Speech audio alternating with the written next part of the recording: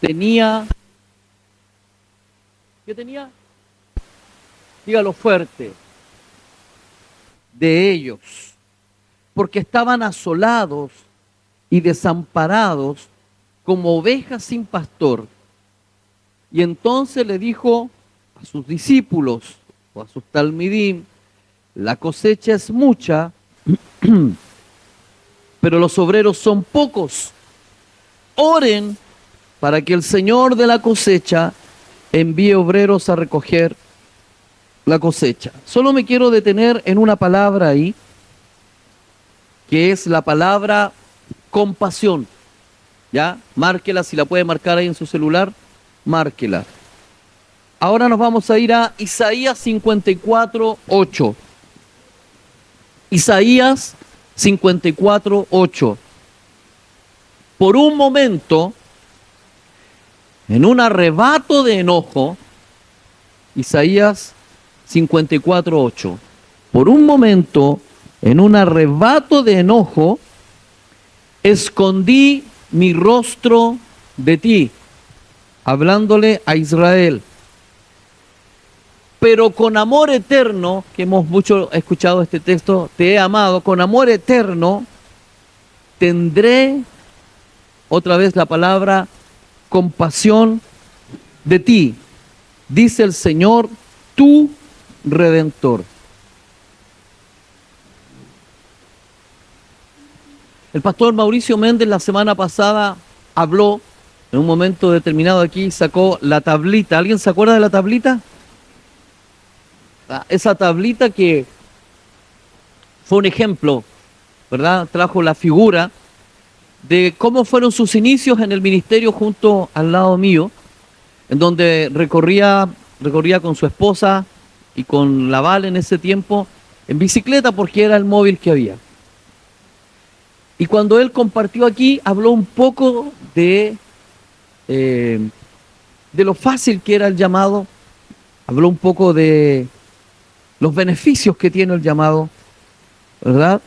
De la alegría que significa a veces pasar frío en las noches, de exponer a los hijos a tantas cosas, de que la casa no vino el día en que se casó, sino que muchos años después, y que hoy día podía decir y contar junto con la hermana Monse con el testimonio de una palabra que ella le compartió, que su casa ya estaba pagada después de 15 años. Y la verdad es que todos tienen sus historias. El pastor Mauricio tiene la suya, Juan Carlos también ya tiene harta historia en estos últimos 15 años, digámoslo así.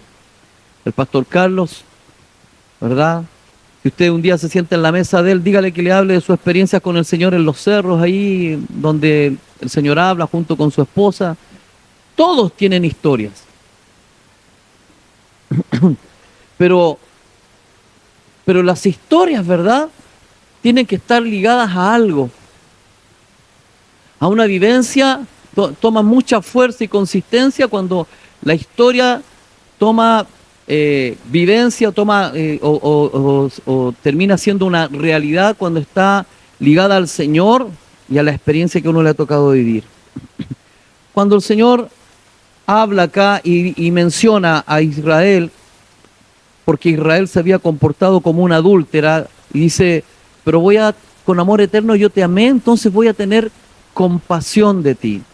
Cuando el Señor dice que vio las multitudes y los vio como ovejas sin pastor, dijo que iba a tener compasión por ellos. La iglesia está obligada a tener compasión, y cuando digo obligada que no suena así como autoritarismo, sino que si es la esencia de nuestro Padre la compasión, en nosotros debe de haber compasión. Si su naturaleza es compasión, en nosotros tiene que haber compasión. Y cuando uno va a un diccionario común y corriente, encontramos lo siguiente en compasión. Es un sentimiento, en el diccionario de la Real de la Lengua Académica Española dice, que se manifiesta desde el contacto y la comprensión del sufrimiento de otro ser.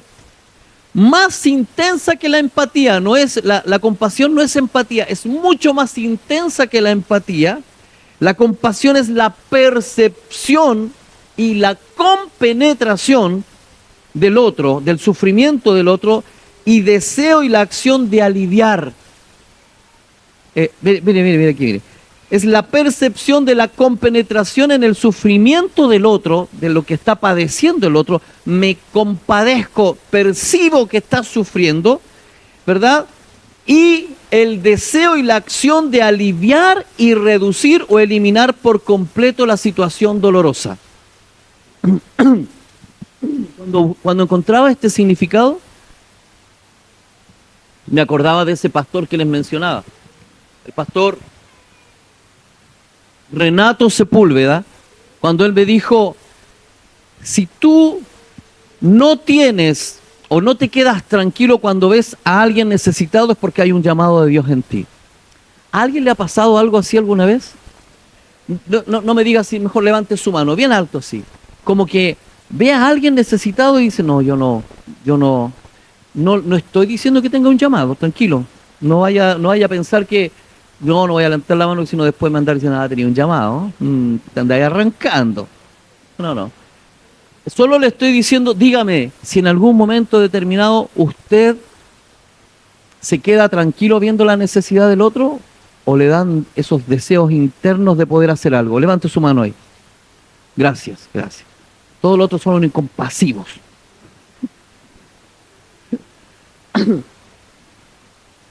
Entonces, cuando dice eso, yo me acordé del llamado, cuando veo esta definición y veo que el Padre dice que tuvo compasión por Israel, se conmovió, y cuando veo que Jesús, que el Señor, que Yeshua tuvo compasión por las multitudes, o sea, Él no se pudo quedar tranquilo hasta poder saciar de alguna u otra manera el dolor de estas multitudes. Escuche, ¿cuántas veces, oh Jerusalén, Jerusalén, te quise juntar y tener aquí debajo de mis alas? ¿Como qué? Como la gallina a sus polluelos. ¿Hayan visto las gallinas? Pero que se le arranque un pollo y ella pelea por el pollo y no deja su pollo solo. Mi esposa diría corazón, no, ¿cómo dice? Espíritu de mamá leona, ¿sí, verdad? Que le toquen sus cachorros. Y la verdad es que es así. Este Dios, que hoy día lo estamos conociendo un poco más, es así, tiene ese corazón, tiene esa compasión. Y entonces cuando nosotros nos encontramos con eso, empezamos a darle sentido. ¿Por qué estamos o nos reunimos semanalmente a escuchar una palabra, a aprender de Dios, y hacemos lo que hacemos, como de pronto traer una ayuda, traer un kilo de algo? Pero hasta aquí todo lo que hacemos a veces pareciera que fuera mucho, pero no es tanto. Pareciera que fuera mucho, pero no es tanto. Hoy en día los dolores de la sociedad en la que vivimos son terribles. Usted para donde mire, para donde vaya, olvídese, es una locura. Le comentaba el otro día a Felipe, nosotros a veces con mi esposa y hay otros pastores que también están en la misma dinámica, a veces sacamos la semana atendiendo gente, porque vemos una necesidad y porque es necesario acudir a esos llamados. Y lo digo no quejándonos, sino que entendiendo que es parte de un llamado. Y entonces de pronto viene y una mamá como la tuya, ¿verdad? Se queja porque a veces uno no está tanto con ella. Pero ella también en su momento hizo una oración. Cuando yo recién nací, supe que ella dijo, ahí está, es tu hijo, haz con él lo que quieras. O sea, ahora no se puede quejar, ¿verdad? Fue su oración. Entonces, este Dios, ¿verdad?, que tiene este nivel de compasión, es el que debiera de en nosotros estar. Luego me fui a otra definición, se la comparto al tiro, y me encuentro con lo siguiente. ¿Qué es lo que dice con respecto a compasión? Sentir que las entrañas anhelan ¿verdad? Compadecerse y tener misericordia, ¿verdad? Y tener compasión. O sea, en otras palabras, la benzina que debiera de a nosotros llevarnos a servir. Yo sé que aquí hay mucha gente que tiene un llamado. Yo sé que no todos tienen el mismo nivel de llamado. No todos fueron llamados de la misma forma. Pero hay algunos que sí. Hay algunos que el Señor los llamó. Y eso tiene que estar súper claro, porque cuando es Él el que nos llama, las demandas las coloca Él.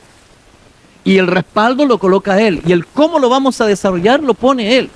Entonces aquí, en el caso nuestro, con mi esposa, antes de que yo me casara, yo sabía que tenía un llamado. Y antes de que yo me casara y tuviera hijos y todo lo demás, ¿verdad? Yo tenía persona que necesitaba al Señor. Y entonces comencé a predicarle. Y no paré. Y entonces el diablo disfrazado de pololo de ella la quería arrancar de la iglesia. Y yo le decía, no es él, es el diablo que está detrás de él y que no quiere que tú estés aquí. ¿Sí o no? El diablo cochino. Además de diablo cochino. Es él el que no quiere que tú estés aquí. Es él el que te quiere arrancar porque Dios tiene algo grande para ti. Algo maravilloso para ti. Algo tremendo. El asunto es que pasó el tiempo y entonces lo despidieron a este muchacho. Le dijeron así, vamos por caminos distintos, nuestros caminos nunca se van a juntar, así que chauchera, se finish, se acabó, filo contigo, y se acabó la relación, y entonces nosotros empezamos a ver que teníamos cosas en común, y las cosas que teníamos en común tenían que ver con Dios. Un día cuando esa mujer, en los departamentos donde yo vivía, en los jardines de abajo, se me abalanza y me dice, tengo que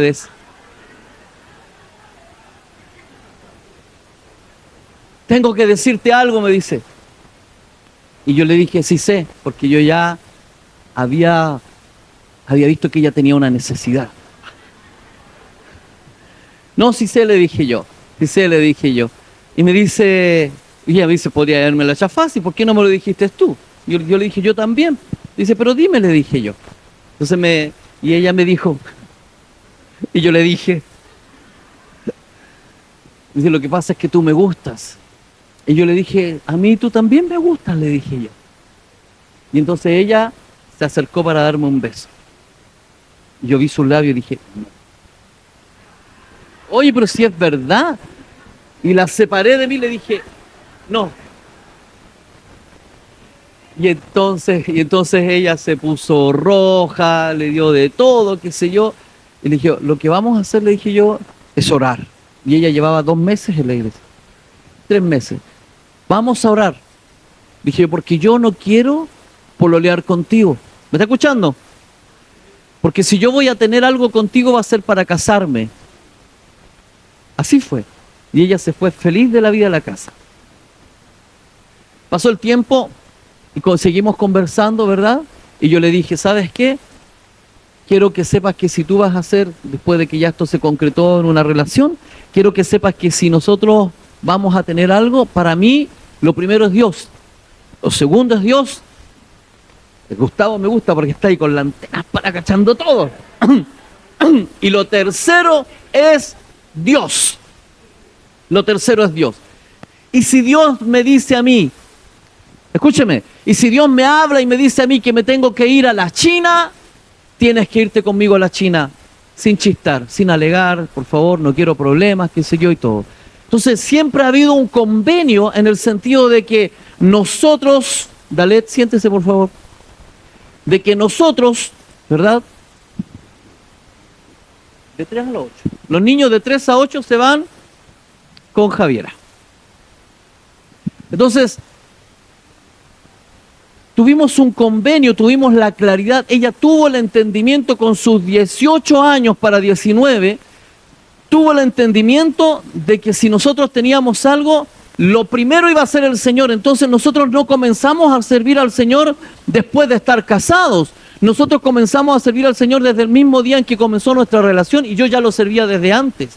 Y ella conoció a un hombre que era apasionado por Dios y que lo primero para él siempre era Dios. Entonces estábamos en todas.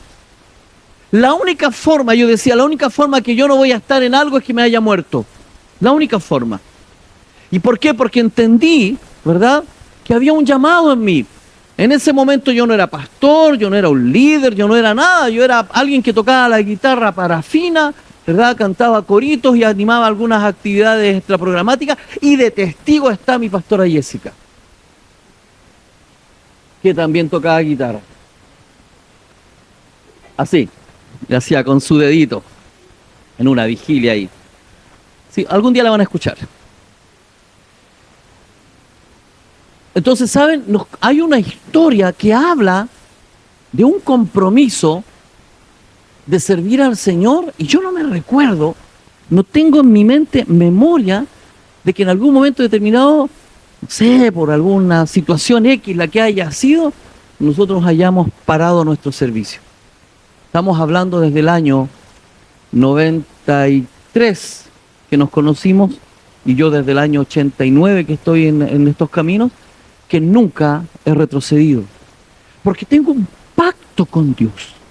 Pero un pacto de amor, no es que yo haya hecho lo que haya hecho por cumplir con el pastor de turno en su tiempo, jamás. Porque para mí el hombre era hombre y tarde o temprano se podía equivocar.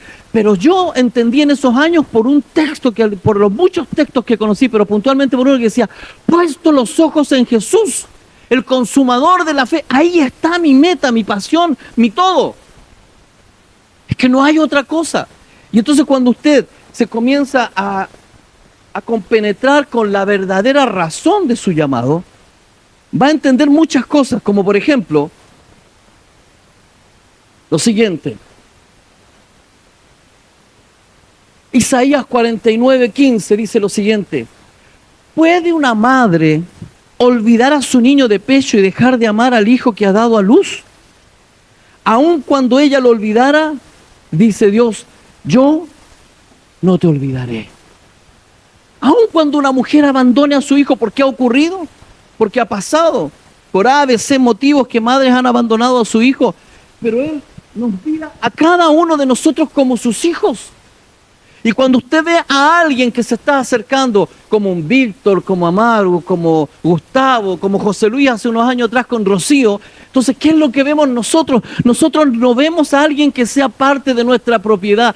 Vemos a un hijo de Dios, como Él los ve con pasión, que necesitan ayuda, que necesitan ese calor, ¿verdad?, que Él solamente puede dar. Nosotros no estamos para ser los padres, nosotros estamos para señalar al verdadero Padre. No estamos para hacer la respuesta a las soluciones, pero sí para mostrar por dónde es el camino, por dónde uno debe caminar, por dónde tienen que dirigirse. Entonces, eso es pasión. Y hoy día a lo mejor usted va a decir, pero esa es la tarea que les corresponde a los pastores. No, mi querido, nos corresponde a todos. Y a lo mejor algunos lo van a tomar con el mismo peso e intensidad y otros no, pero en general somos un solo cuerpo. Un solo cuerpo. Y que hemos sido llamados. ¿Y sabe qué? De pronto vienen estos cuestionamientos, inclusive al interior de nuestros familiares. Como mi mamá, como mi papá cuando estaba vivo, como mis hermanos, como mis tíos, mis abuelos. El día en que yo me volví al Señor, ¿sabe cuál fue el primer precio que tuve que pagar? ¿Sabe cuál fue el primer precio que tuve que pagar? Tenía yo 1 millón de amigos. Yo solo quiero, como dice hermana Monse, tanto tiempo que nosotros cantamos acá. Yo solo quiero cantar, pero no quiero cantar. Yo quiero un coro de, quiero tener 1 millón. Y yo lo tenía. Tenía 1 millón de amigos. Mi hermano es testigo. Tenía muchos amigos. ¿Ah? Era evangelio.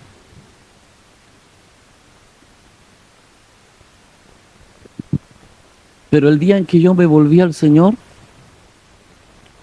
un líder del Partido Comunista que siempre fue mi amigo, nunca más quiso nada conmigo. Y que yo lo admiraba. El día en que yo me volví al Señor, mis compañeros de cursos con los que hicimos tantas cosas juntos, nunca más. Me junté con uno de ellos en uno de esos viajes que llevé a mi papá a Santiago a su tratamiento, y me encontré con uno de ellos. Yo dije, a lo mejor me voy a encontrar con la misma persona, y tratando uno así como de rememorar y qué bonito recordar aquellos tiempos, y me encuentro, nos tomamos un café y yo dije, esta persona no tiene nada que ver con lo que yo conocí. Ya nos vamos a volver de pronto a ver, nos comemos un asadito, nunca más. Que era el más íntimo, el Freddy Ramos. En ese tiempo era Crespito, le decíamos Cerati. No, le decíamos Charlie Alberti, le decíamos Charlie Alberti. Porque cantábamos las canciones de Soda Stereo en su tiempo, qué sé yo, todo eso. Pero resulta de que todos los amigos que yo tuve, ninguno estuvo. De hecho, a algunos de ellos los invité a mi matrimonio y estuvieron. Pero el día en que yo me volví a la fe, ni mis familiares por dirección directa de mi mamá, ninguno fue, solo un primo, de una chorrera de tíos con los que pasamos fiestas patrias juntos, ¿verdad? Bailamos cueca, rock and roll, twist, para Semana Santa, San Pedro y San Pablo, todas las fiestas que nosotros compartimos. Llegó el momento en donde yo me volví al Señor y me hicieron la cruz. Y no fueron, yo los invité a todos a mi matrimonio, y no fueron a mi matrimonio porque no iba a haber vino, porque no iba a haber trago.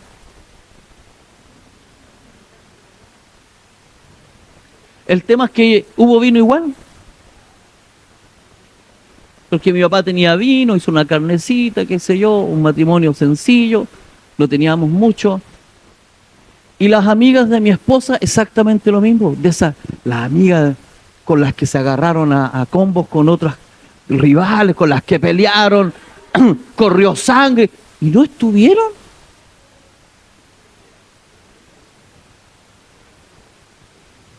En las venas, mira cómo te cubren ahora, sangre en las venas, no corrió sangre para afuera. Pero todos aquellos que se dijeron que era, y fue el primer precio que tuvimos que pagar, y nunca más es nunca más, y nunca más es nunca más. Pero yo no fui el que decidió no estar con ellos, fueron ellos los que decidieron no estar conmigo. Yo dije, bueno, ¿somos amigos solamente o porque yo tengo hoy día una manera de llevar una fe ya nada más? Y no, no me consideraron nunca más. Luego fueron los familiares y nunca más con los familiares. Entonces llega un momento en donde uno empieza a colocar en la balanza y dice, bueno, yo hoy día, como decía Roxana Contreras, hoy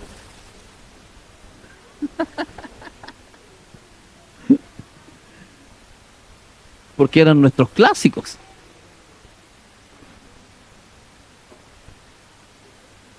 Jesús, mi amor, mi dulce paz.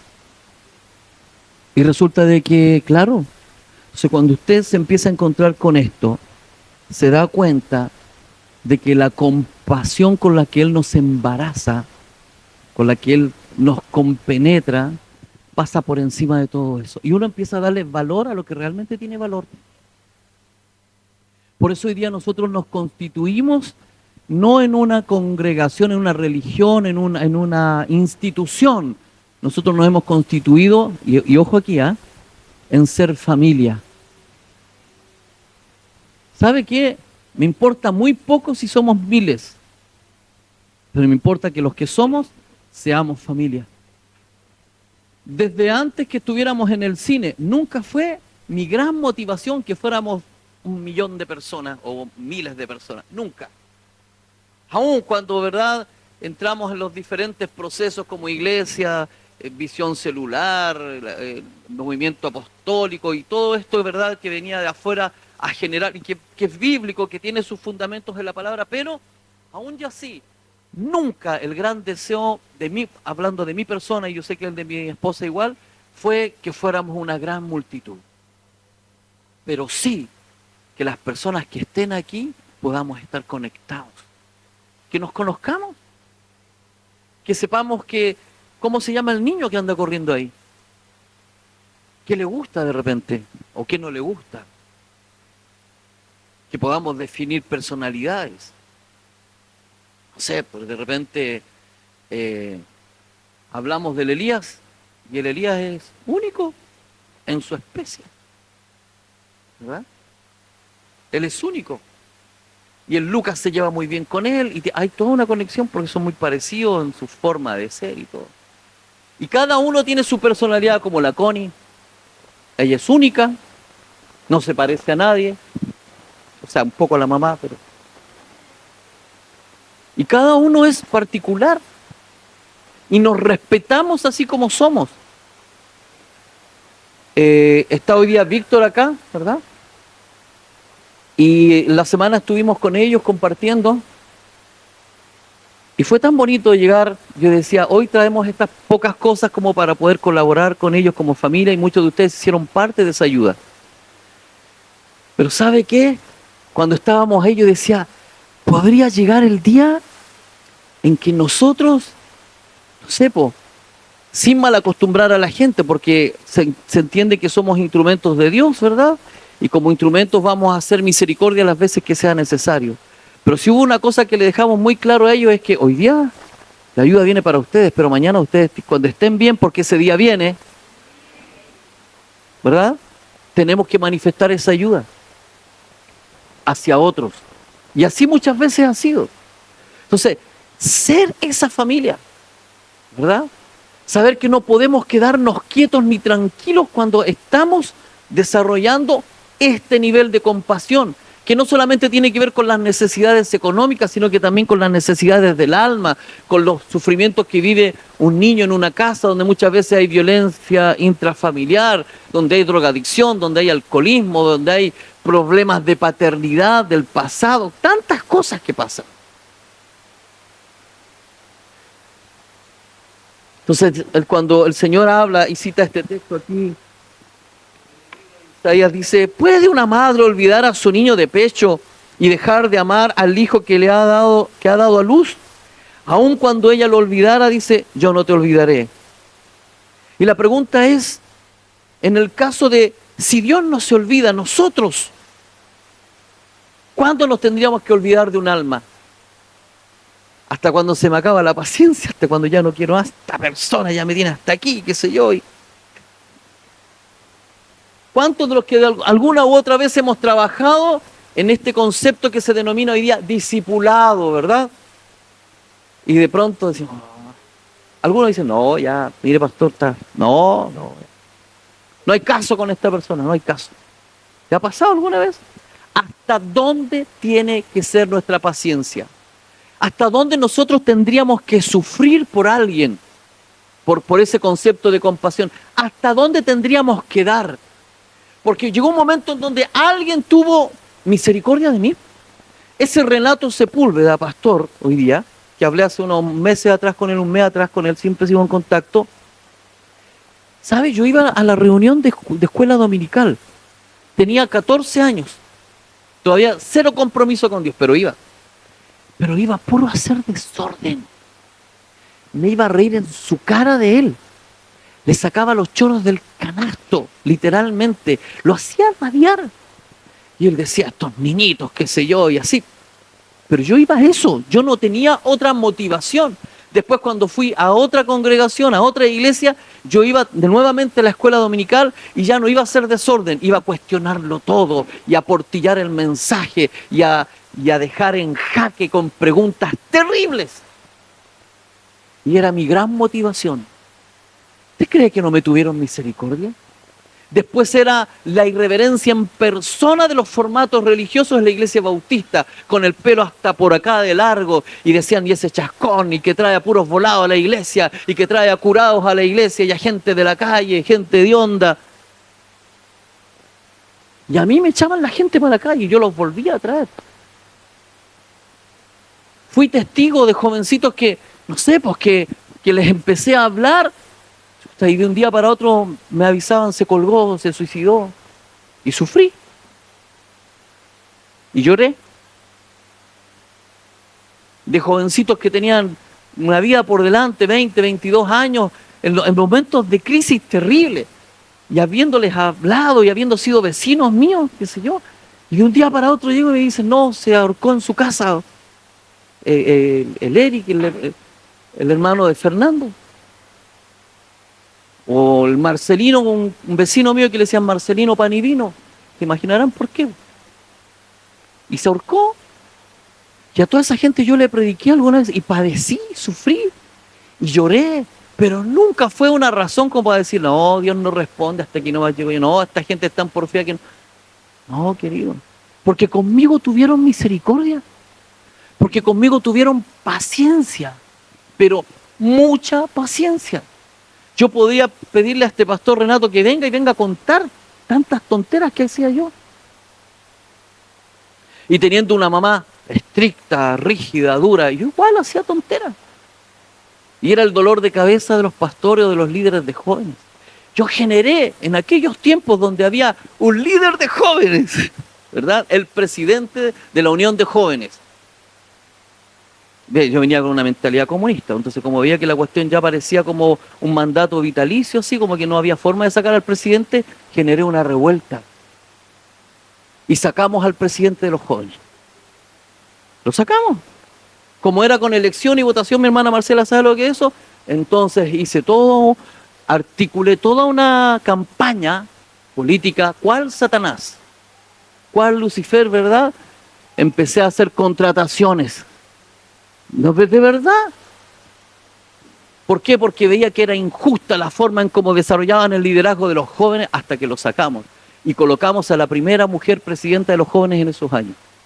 No fue peor, porque era un antimodelo.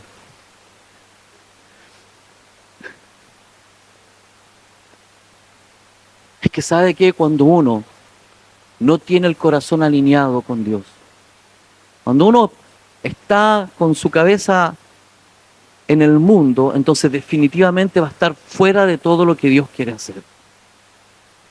Entonces, estoy hablando de una pasión que nace de un corazón alineado con Dios. Entonces usted se pregunta ahora, ¿por qué los pastores que usted tiene, y un pastor Mauricio con Jessica, y los que vienen detrásito, ¿verdad? Como Andrés, como Felipe, o como Israel, que vienen detrásito, el pastor Carlos, tenemos esta forma? Pero ¿cómo los pastores siempre andan hasta tarde en la noche? Porque tenemos un compromiso de vida. Para nosotros no es como si fuera Dios lo más importante, es lo más importante. Alguna vez nuestros hijos nos intentaron chantajear. Es que ustedes no están nunca, qué sé yo, y la cuestión. Sí, puede ser, les dijimos. Ya tenían, no sé si 9, 10, 11 años por ahí tenía que haber sido. Entonces mi esposa viene y les dice, pero si es muy fácil, po. Y ve, Vania, tu papá puede dejar el llamado. Podemos renunciar hoy mismo al ministerio que nosotros asumimos, no ustedes, nosotros. Podemos renunciar. Pero ustedes tendrían otra opción de vida. ¿Y cuál es esa opción de vida? Que su papá se vaya a trabajar a Santiago como fue al principio y que lo vean cada 15 días, porque nunca aquí le va a alcanzar con los recursos, ¿verdad?, que se ganan aquí en Talca, entonces sería mucho más difícil y lo tendrían que ver cada 15 días y eso. Entonces, ¿ustedes creen? Porque si dicen que ahora el papá no está o la mamá no está, entonces ellos empezaron a evaluar y dijeron, no, pues no están así. Sí estamos. Sí hemos sido padres presentes. Entonces, si han habido crisis o situaciones, han sido, pero contás con los dedos, pero con berrinches de cabros chicos así, no transamos. No transamos, porque tenemos súper claro cuál es nuestro llamado. Y nuestros hijos en la casa están para ser formados por nosotros y pasajeros. Y hoy día ya la Ivy no está con nosotros. Y el día de mañana la Vania no va a estar. Y el Lucas no va a estar. Y nos vamos a quedar solo con los perros.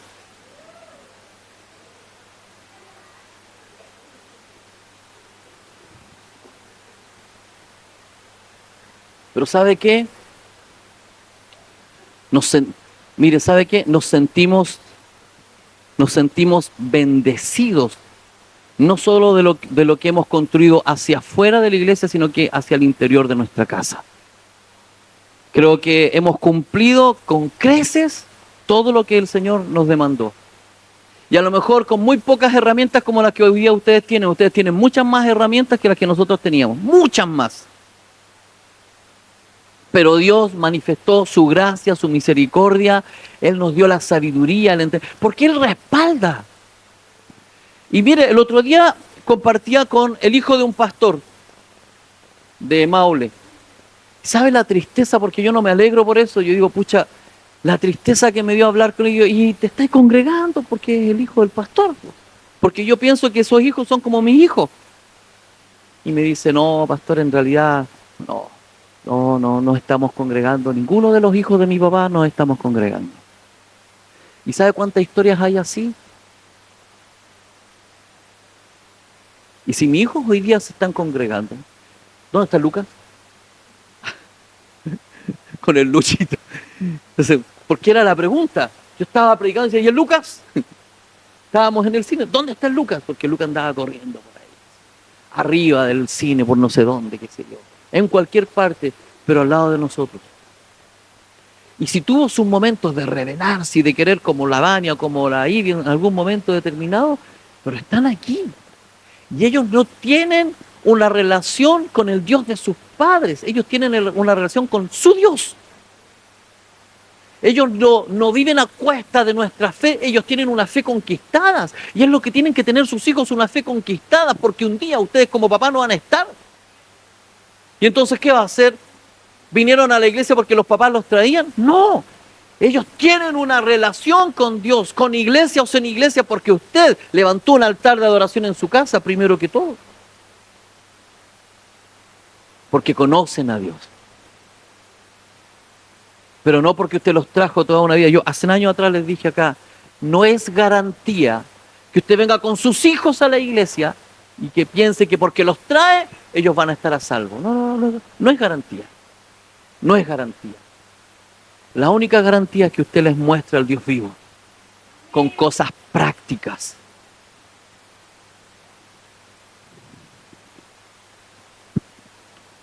Entonces la pregunta es, ¿hasta cuándo deberíamos sufrir por obedecer las demandas del Señor?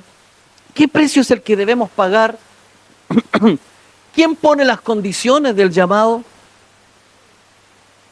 ¿Las colocamos nosotros o las pone Él?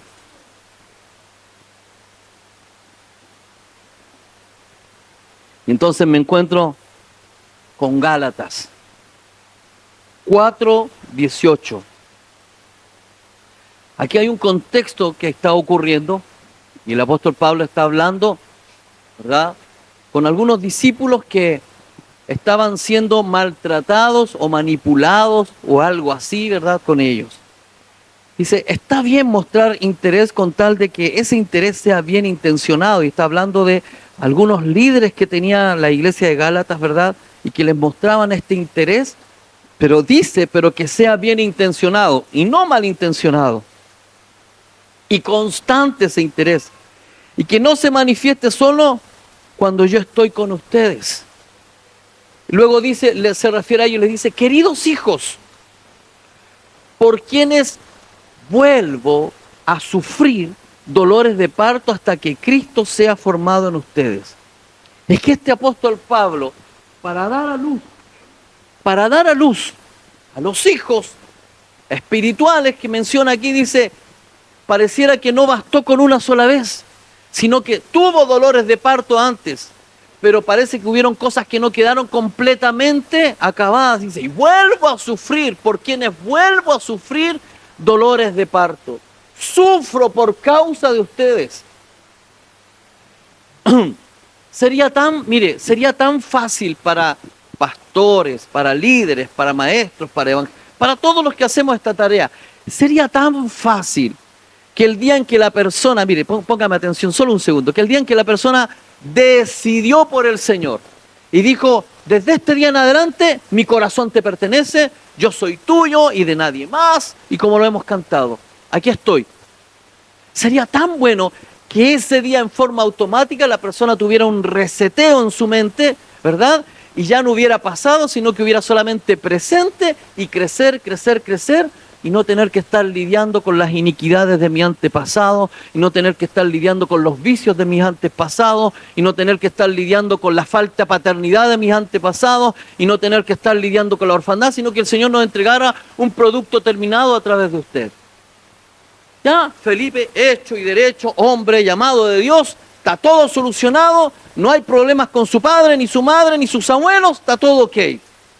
Una esperanza que viene purita delante del Señor, sin problemas, sin ninguna tranca ni estructura rígida, sino que viene flexible en el Señor, ¿verdad? Y llena de la disposición, y entonces nosotros solamente tenemos que agarrar esa masa y darle forma. Porque ella no está peleando con nada en su mente, ¿verdad? Ni con cosas del pasado. Pero no es así. Todos venimos llenos, pero llenos de marcas, de trancas, de obstáculos. Y para nosotros eso es el trabajo que tenemos que hacer, ir dándole forma conforme a la Escritura a lo que el Señor quiere de un hijo de Dios.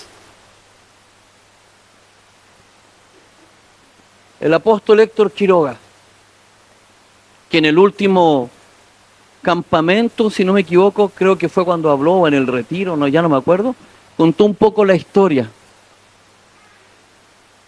Él venía llegando del sur de Temuco, yo venía de mi mochileo, los dos veníamos del sur, y ya habíamos dado algunos pasos en la iglesia, y yo lo iba a buscar para que fuéramos juntos a la iglesia, para que participáramos. Entonces yo llegaba, golpeaba la puerta de su casa, como hoy día no se hace, porque hoy día se manda un WhatsApp para saber cómo está. Entonces yo iba a su casa, golpeaba la puerta de su casa, salía la hermana Delmira, me decía, hola Juanjo, ¿cómo estás? Y yo, hola hermana Delmira, ¿el Tito está? Me decía, y cuando yo entraba, él ya se había arrancado por atrás. Y se arrancaba, y no quería nada con el Señor. Y tiene toda una historia. Pero ¿sabe qué? Había que ser perseverante. Yo no me voy a atribuir ninguna gloria ni nada, pero sé que Dios lo acorraló, así como me acorraló a mí. Cuando quisimos arrancar, Dios nos acorraló. Nos quisimos ir al sur arrancando del Señor, a Él le habló en unos bosques, a mí me habló en Chiloé. Y cada vez que nos quisimos arrancar, pero no para no estar en la fe, sino que era para no asumir el compromiso de ese llamado. Y Él nos comenzó a enamorar, porque esta es una cuestión que tiene que ver con amor, tal como la tsunamita, con amor, con un amor intenso que no es solo un sentir ni un pensamiento, sino que tiene que ver con un amor concreto, con hechos concretos. Y con una medida mucho más alta de lo normal. Este apóstol Pablo a mí me impacta. El apóstol Pablo deja entrever el nivel de sacrificio y de servicio que debiéramos de tener conforme al llamado por amor a Dios. Segunda de Corintios, y con esto voy a finalizar. No lo voy a explicar porque se explica por sí solo. Segunda de Corintios, capítulo 11, del verso 22 en adelante, voy a ir leyendo algunos versículos. Dice el apóstol Pablo cuando a él lo empiezan a increpar, cuando lo provocan, cuando de alguna u otra manera quieren como sacarle en cara su llamado o lo acusan de cosas por el estilo. ¿Sabe lo que dice? Dice así: si ellos son hebreos, yo también lo soy. Sígame, por favor, sígame la lectura porque no lo voy a explicar. ¿Son israelitas? Yo también. ¿Son de la familia de Abraham? Yo también. ¿Son servidores de Cristo?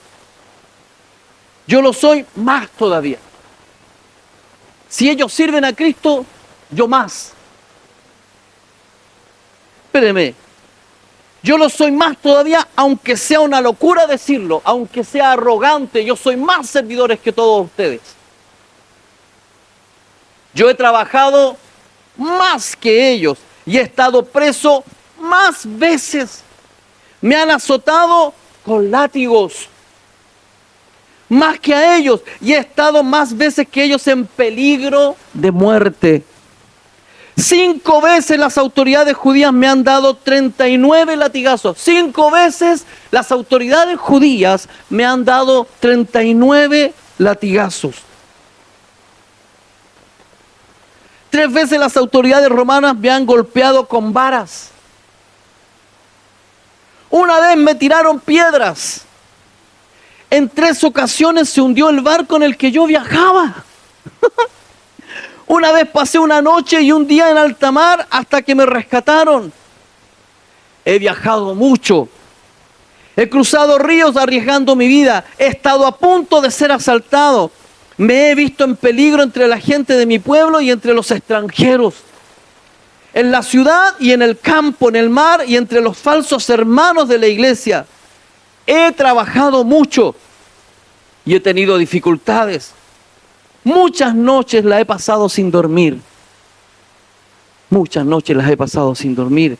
He sufrido hambre y sed.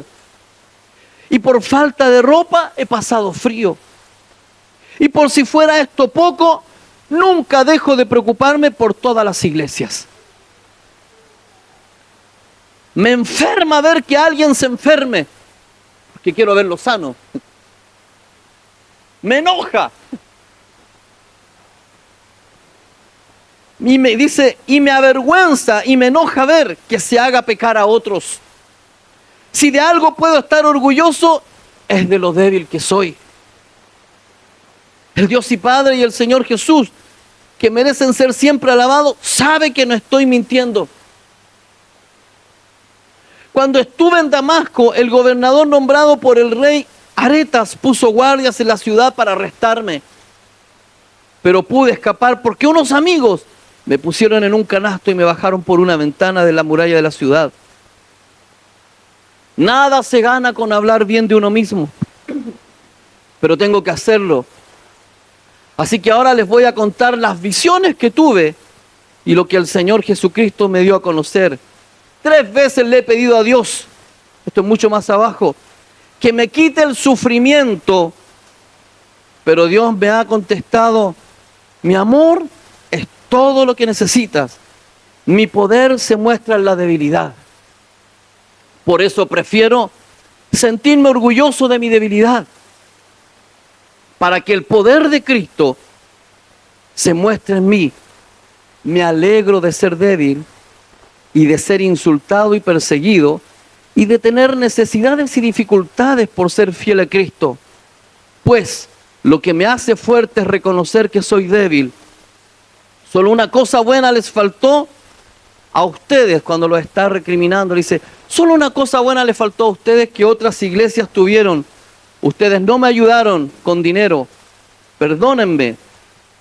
Tal vez sea mi culpa no haberles pedido ayuda. Y yo con mucho gusto gastaré todo lo que tengo y hasta yo mismo me gastaré para ayudarlos a ustedes.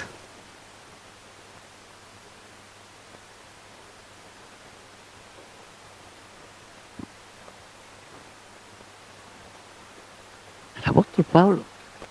Me salté algunos versos, me fui colocando algunos específicos. Usted lo puede después leer tranquilo, con paciencia. Pero cuando yo leo esto y veo el llamado que Dios coloca, porque yo creo que a todos el Señor murió por todos de la misma manera, no pagó un precio mayor por uno y un precio menor por otros. Por todos pagó el mismo precio, la misma sangre fue derramada por usted y por mí, ¿verdad? Los mismos azotes Él sufrió por usted y por mí, el Señor. O sea, claro, cuando usted ve al apóstol Pablo, Él no quiso desvalorizar el precio que el Señor pagó. Por el contrario, le dio el valor que se merecía en extremo. Y aquí hay miradas, ¿ah? Aquí hay miradas de algunos que van a decir, bueno, pero ese era el apóstol Pablo. Él tenía otro nivel de llamado. Pero el mismo Señor. Yo sé que no todos tienen el mismo llamado, a lo mejor a entregarse por completo. Pero aún así, creo que debemos colocar en la balanza el sufrir por la causa de Él. No que los sufrimientos nuestros tengan que ver por las necesidades que tenemos por el mundo y cosas de... No, que los sufrimientos que nosotros tengamos tengan que ver con eso, con el sufrimiento por causa de Él. No por mis errores, por mis condoros, por mis equivocaciones, por mis faltas que esté sufriendo, no por eso, porque soy rebelde, sufrir. Eso no es pagar el precio de Cristo. Cuando yo sufro por su palabra, por su evangelio, por vivir una vida compenetrada con Él, cuando me desvelo por causa de Él, cuando no duermo por causa de Él, ¿y cómo lo puedo hacer por causa de Él? Si usted es el cuerpo de Cristo, la única forma de servicio que existe para servir al Señor con todo es hacia el cuerpo de Cristo. Porque cuando veo a mi hermano, ahí está mi prójimo. Y cuando veo a mi prójimo, si él tiene necesidad, yo no puedo estar tranquilo. Lo único que a lo mejor pequé y erré fue ¿por qué? Porque no les pedí ayuda. Pero no se preocupen, me voy a desgastar en ustedes. Me voy a sacrificar, voy a gastar todo lo que tengo en ustedes. Yo no le llego ni a los talones a este apóstol. Honestamente, ni a los talones. Le entregué mi vida al Señor y he caminado estos últimos 30 años con un montón de imperfecciones, con errores, con faltas, con vacíos. Pero si hay algo que tengo claro, me siento en deuda. Y me voy a morir sintiéndome en deuda. Porque más son los beneficios que he recibido del Señor que lo que yo le he dado a Él.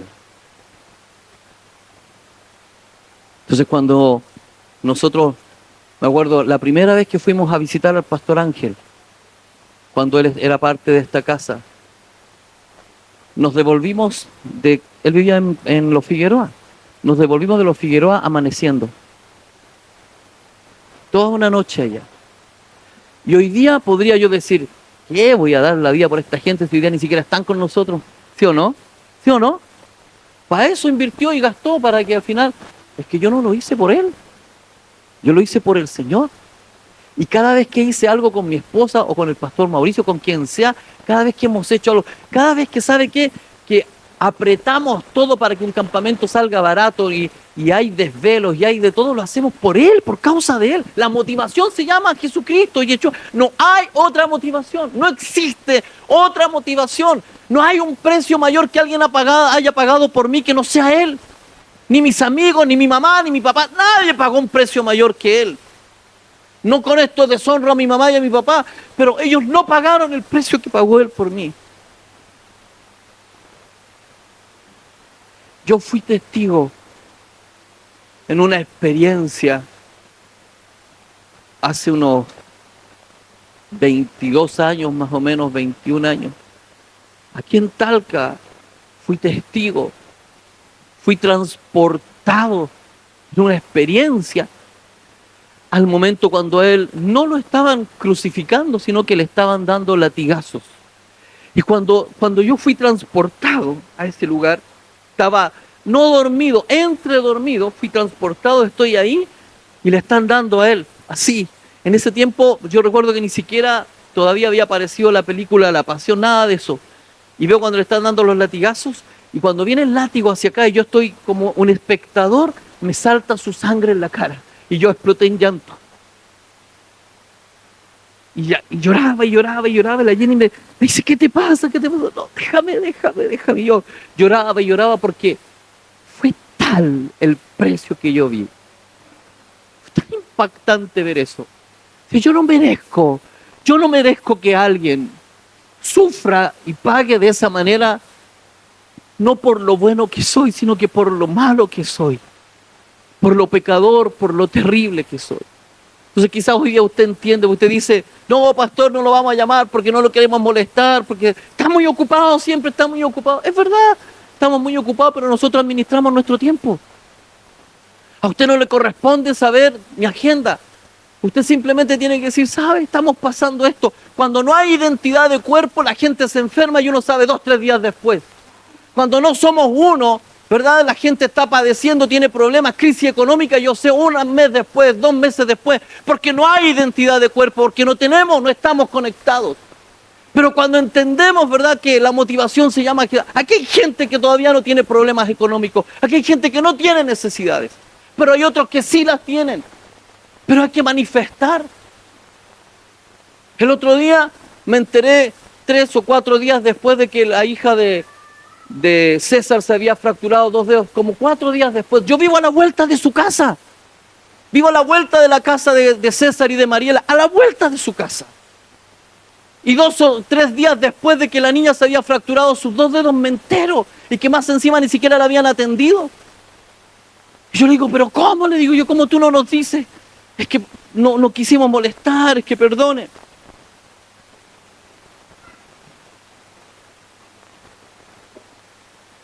Le di algunos datos, algunas instrucciones, juntando, escúcheme, y no lo digo para que ellos se vayan a sentir avergonzados, pero a veces juntando la chaucha para poder ver un médico particular. Y hay gente que gasta en estupideces. Cuando hay compasión veo la necesidad del otro y renuncio a un montón de estupideces. Hay gente que trabaja aquí en Cefán, en Polis, y trabajan en el hospital, en el servicio público, y hay conexiones. Algo se puede hacer con una llamada telefónica. El otro día supe de otra hermana que había estado hospitalizada. Y pero ¿cómo usted no dice? No, que ustedes están, veo los mensajes están llenos de cosas. Pero si yo no soy solo, hay toda una iglesia detrás, ¿o no? ¿Qué te cuesta de repente si yo no puedo, no alcanzo a llegar? Te llamo y te digo, ¿puedes ir a ver a esta persona? A ver si yo en el grupo de liderazgo, hay una persona en el hospital, no estoy en la ciudad. ¿Cuánto te va a costar un pasaje colectivo? ¿1 hora, 2 horas? Nos hemos amanecido muchas veces acompañando y no es mucho lo que podemos hacer. Simplemente estamos ahí y nos sentamos en la sala de espera a orar, a esperar un milagro, a esperar que Dios haga, porque Él sigue dispuesto a hacerlo. Pero no ha encontrado que tú tengas fe en Él, que te hagas de su fe. No ha encontrado que tú tengas esa convicción. No ha encontrado que tú realmente te sientas parte del cuerpo. Porque cuando somos parte del cuerpo, me duele cuando veo a alguien mal. Por eso la semana pasada le dije, yo vamos a hablar del llamado. Y no estoy hablando del llamado de un pastor, de un maestro, estoy hablando de los que tienen un llamado de Cristo, de Yeshua. Del mayor modelo, no tenemos otro modelo, se llama Yeshua. No hay otro modelo. Si Él padeció hasta la muerte y muerte de cruz, no hay otro modelo. Lo mínimo es sufrir algo. Tened por sumo gozo cuando os halléis en diversas tribulaciones por causa de Él. Me acuerdo cuando estabas en una crisis con tu esposa y no podías avanzar en tu vehículo, ¿te acuerdas? Y me llama la Fran, pastor, estamos mal. ¿Dónde están? Quiero que pueda interpretar, ¿dónde están? Dije yo. ¿En qué parte están? Le dije yo. En tal parte, pastor. Ya, nos fuimos con el Lucas y yo tomé el vehículo de él y el Lucas se fue en el otro y nos fuimos manejando hasta la casa porque no podía manejar porque era una crisis terrible en medio de la pandemia. En otra ocasión, una hermana que poco viene acá, que poco se congrega, que todavía está como conectada con un montón de cosas que la tienen atrapada con su familia y todo. Estoy con el COVID, pastor. Me estoy ahogando, me siento mal. Y habla con mi esposa. Y partimos nosotros medio pandemia, sin permiso, sin ninguna cuestión. ¿Por qué? Porque creemos que cuando es Dios el que está con nosotros, Él nos habilita. Y ella dijo, pero ¿cómo van a venir ustedes si mi hermano vive aquí? Él no me quiso llevar porque estoy con el virus. Vive a media cuadra y no me quiso llevar. Yo dije, pero ese será tu hermano. Nosotros somos otro tipo de familia. Y partimos, la agarramos y la llevamos a urgencia. Cuando cuento esto digo, así es como tenemos que ser. Eso es lo que tenemos que ser. Estar dispuesto a correr la segunda milla. Cuando yo le escribo a usted, no solo estoy escribiendo porque se me ocurrió escribir algo así No, porque tenemos que lograr vivir lo que está escrito. Es vivir lo que está escrito. Y Gustavo, tú tienes que saber que la familia del Señor no es solo César con Nati. No. Hay mucha más familia y para esos sectores hay más familia. Y si algún día estás sin locomoción, te vamos a llevar como ese fin de semana pasado. Él quería llegar acá y no podía llegar porque justo no había quien lo trajera. Y quería llegar a la hora. ¿Cuánto tiempo estáis viniendo del campamento? Ya en forma sólida. Y quería llegar a la hora, quería estar aquí. Y sabe, y una palabra puede ser tan determinante para una persona. Una palabra, un consejo. Él estaba a punto de tomar la decisión, perdona que cuente tu historia, de irse a Puerto Montt, porque el sueño de su corazón desde que él era niño era aprender a soldar, irse a trabajar afuera y ganar plata. Y no se había dado, y de pronto lo llaman por teléfono. Había estado en el discipulado con Carlos, ¿o no? Y ahí habían estado hablando de cuánto estábamos dispuestos a sacrificar por el Señor. ¡Wow! Como si estuviera todo conectado. Y entonces viene y lo llaman por teléfono. Y le dicen, buen sueldo, muchos días adentro del mar, ¿verdad? Y soldar, y trabajar. El sueño. Y ese día él tenía que llegar acá. Y eran las 10 de la mañana y todavía estaba en Maule y no podía llegar acá. Y sale y hace una oración como un niño en la fe. Señor, escucha, si alguien pasara y me pudiera llevar. Y pasa un primo. Yo te tiro, y lo dejó allá en Baroli. Y de Baroli se vino a pata para acá. Porque todavía no sé mucho de locomoción, me dice. La historia de este hombre es tremenda. Es tremenda. Y eso es lo que a nosotros nos llena de pasión. Y llegó acá, tarde y todo, pero llegó. Y algunos que tienen todo para llegar bien, no lo llegan. Y llegó. Y yo pasé en un momento al final, al final de la palabra. Compartió el pastor Mauri. El pastor Mauri habló del precio que él había pagado y todo. Y después yo hablé algunas cosas. Y yo mencioné esto en un momento determinado. Yo dije, cuando yo era joven, ¿se acuerdan? Llegué a renunciar a trabajo por causa de él. No me importaba, no tenía mayores compromisos. Y renuncié. Y dejé todo de lado. Y eso que yo compartí fue suficiente para que él le dijera a Puerto Montt que no. Porque dijo, porque si yo me voy a volver cada 15 días. Si yo me voy a perder el discipulado, me voy a perder todo lo que estoy recibiendo ahora. Si yo me voy, entonces renuncio, sacrifico, dejo todo aquello que es mi placer, mi deseo, para estar en el lugar en donde sé que Dios puede hacer algo por mí. ¡Wow! Ese nivel de llamado es el que... Ese nivel de llamado está ahí, partiendo. Y en estos días me recordaba, estábamos en Santiago, en una crisis económica de aquellas, mal, tan mal que hasta nos pidieron la casa en donde vivíamos, que podrían no haberla pedido, pero nos pidieron la casa. Yo llevaba más de un año sin trabajo, aprendiendo a depender de Dios. Y en ese momento, el Señor me habla de Talca. Te vas a ir a Talca, porque voy a hacer de Talca una tierra deseable. Una tierra que fluye leche y miel. Tú eres santiaguina, Rocío, ¿verdad? A Talca. Yo el último lugar donde hubiese querido venirme era Talca. No era el deseo de mi corazón. Mi esposa peor, porque ella se enamoró no de Santiago, de la iglesia de Santiago. Y no se quería venir. Y cuando yo estoy listo para venirme, estaba en un trabajo como conserje de un condominio. Difícil. Mi esposa embarazada del tercer hijo. Ella ya se había venido donde mi suegra porque no teníamos dónde vivir. Pagando el precio de retornar a la casa para solucionar cosas de la familia ahí, qué sé yo. Todo lo que esté pendiente Dios lo empieza a ajustar. Y cuando yo estoy listo, a 1 o 2 semanas de ya venirme, aparece el jefe mío. El jefe. Escuche bien. Año 2001, que aparece el jefe de ese día. Sobre mí había un administrador, pero los jefes eran los dueños de los departamentos, el comité que existe ahí.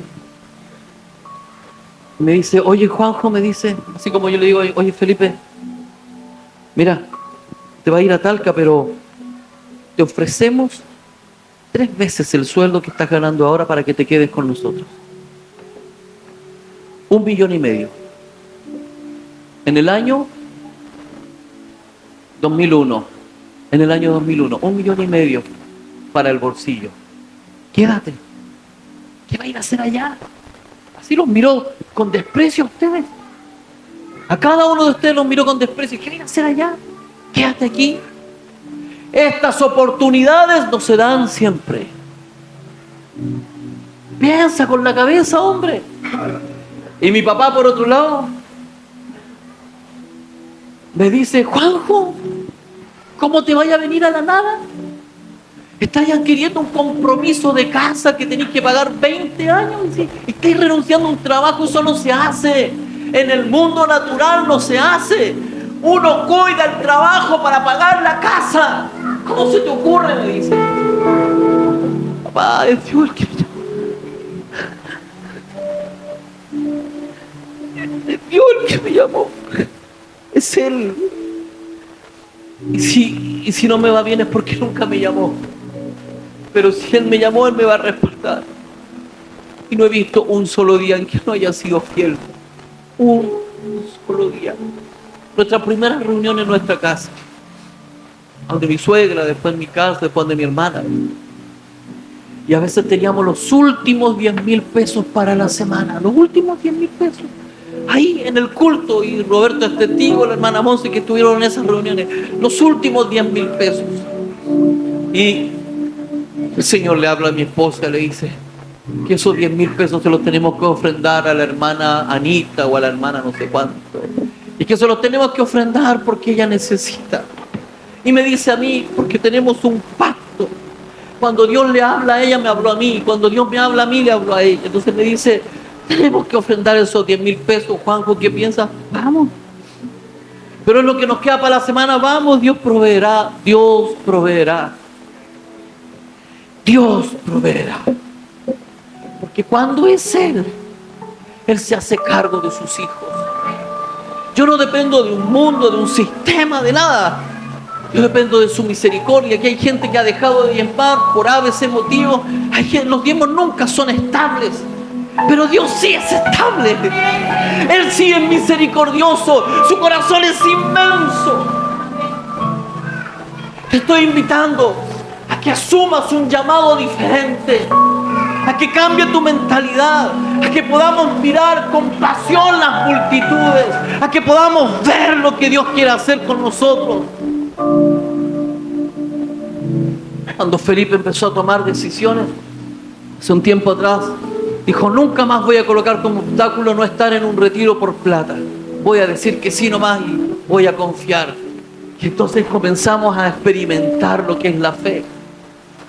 Es que si usted saca cuentas, no me alcanza. Y nunca nos alcanza.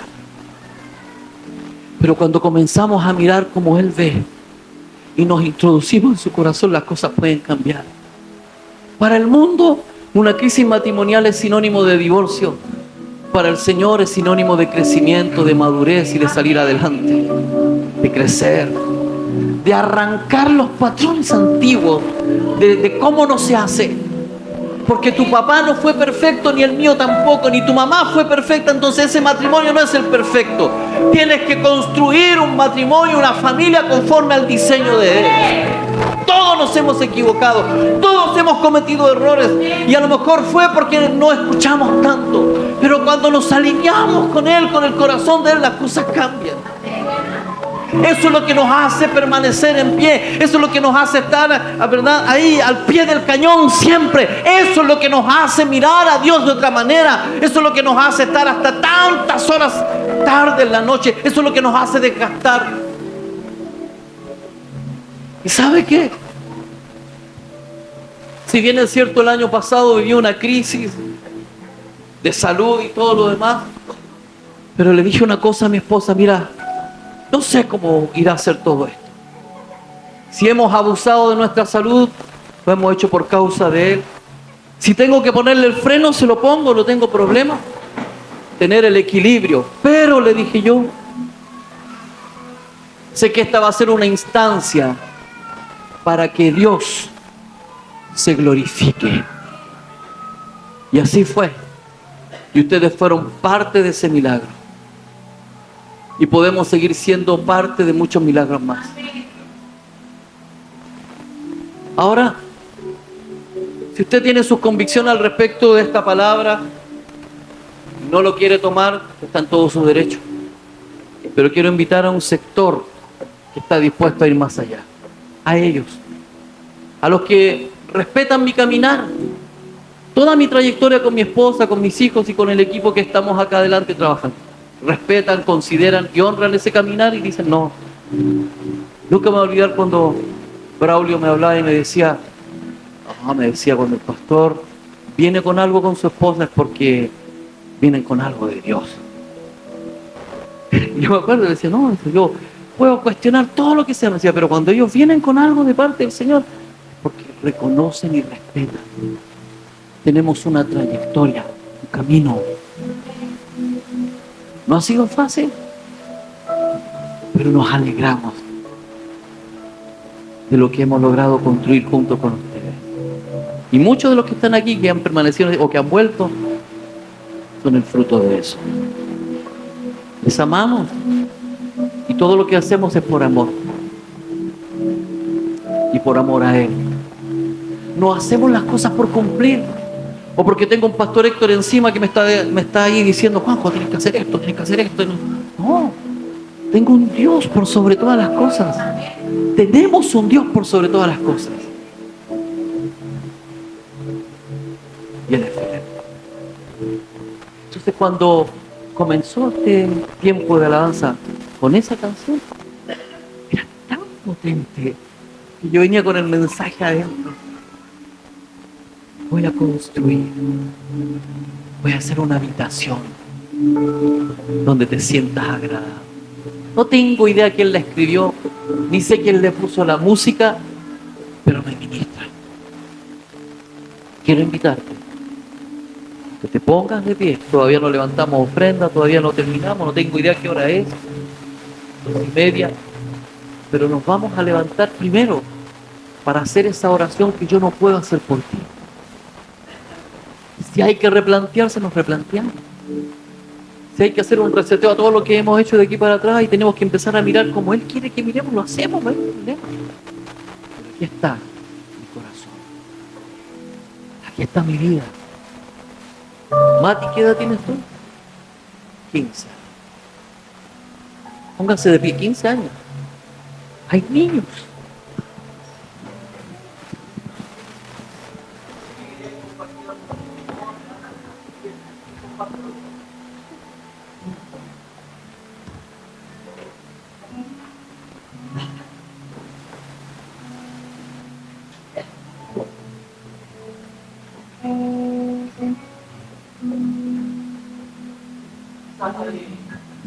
Sí, ahí sí. Quizás aquí hay muchos árboles que ya son árboles viejos. Y viejos en el buen sentido de la palabra, que cuando uno quiere colocarle un tutor a un árbol viejo, para enderezarlo tiene que quebrarlo. Nos va a costar más. Pero a estas nuevas generaciones nosotros podemos impartir algo distinto. Porque lo estamos tomando desde potrillo. Cuando veo a Elías, lo intenso que es, Elías hijo de Felipe, u otros chiquititos que andan así, o cuando veo a David apasionado con todo esto y como tan responsable, viene una generación de otro nivel, que nosotros no nos podemos farrear la oportunidad de mostrarles un buen evangelio. ¿Cómo es el llamado? Ellos no están mirando otros modelos. Ellos no están mirando la tele, a quién seguir. Ellos no están mirando a nosotros. Un Elías mira a Lucas, o mira a ustedes cantar aquí. Un Matías lo mismo, todos estos años, ¿verdad? Todos estos jovencitos chiquititos, un Isaac, un Isacar, nos están mirando. Y tenemos la posibilidad de decirles, las nuevas generaciones como la de Vania, de Ivette, Giovanni, Vale, todas esas generaciones que están un poquito ahí, tenemos la oportunidad de mostrarle a ellos cómo se hace. No a medias, no un cuarto de mi vida, toda mi vida. Si es que me tengo que cansar con todo, si es que hay que sudar la gota gorda, la sudamos. Si es que hay que correr la segunda milla, vamos por la segunda milla. Quiero inyectarte en esta mañana de esa fe.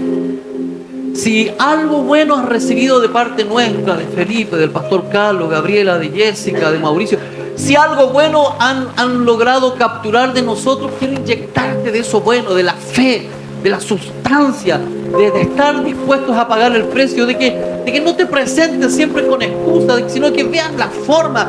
Pero yo sé que Dios es recompensador de aquellos que le buscan, que le hallan. Así que ya quiero invitarte, que José Luis hace unas semanas atrás, antes de que naciera su hijo, unos meses atrás, decía, no creo que esto sea todo, ahora yo tengo que entregarme, decía, tengo que servir. Claro, le decía, pasa nomás, amor, tengo que servir, me decía. Y es lo que hay que hacer.